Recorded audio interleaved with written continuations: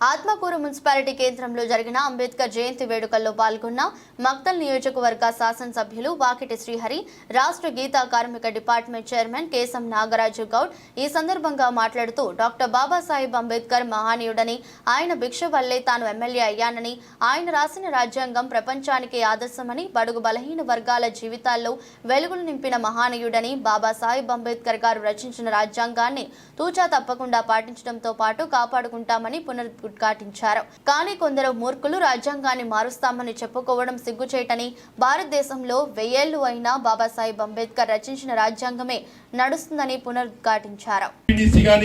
ఎమ్మెల్యేలు గాని వాళ్ళందరూ కూడా అనేక రాజకీయ పార్టీలు కూడా ఈ యొక్క వ్యక్తులు ఎక్కువ ఉన్నారు, ఖచ్చితంగా వాళ్ళకి టికెట్ ఇవ్వాలంటే ఆలోచన కూడా తీసుకొచ్చినటువంటి మహానుభావుడు సాక్షాత్తు దేవుడు ఉండడం లేదు కానీ ఈయన దేవుని రూపంలో అంబేద్కర్ గారు కనుక వాళ్ళందరూ కూడా వారికి మనం కృతజ్ఞత ఉండాలి. ఖచ్చితంగా వారి ఫలాన్ని మనం అందుతున్నాం. ఆయన రాసినటువంటి రాజ్యాంగాన్ని కొంతమంది మార్చాలని చూస్తారు, కొంతమంది దుష్ట శక్తులు మారుస్తామంటారు. భారత రాజ్యాంగాన్ని మార్చి ఈరోజు ప్రజల్ని మళ్ళీ నెట్టివేద్దామని చూస్తున్నారు. కనుక ఇది రాజకీయాలకు అతీతంగా నేను ఒక్క విషయం చెప్పదలుచుకున్నా. భారత రాజ్యాంగం ఇంకా 1000 సంవత్సరాలైనా కూడా వారు రాసిన ఫలాలు అదే విధంగా సుస్థిరంగా ఉంటాయి తప్ప భారత రాజ్యాంగాన్ని రాస్తాం మార్చడం అనేటువంటి మూర్ఖులకు హెచ్చరిక చేయాలి.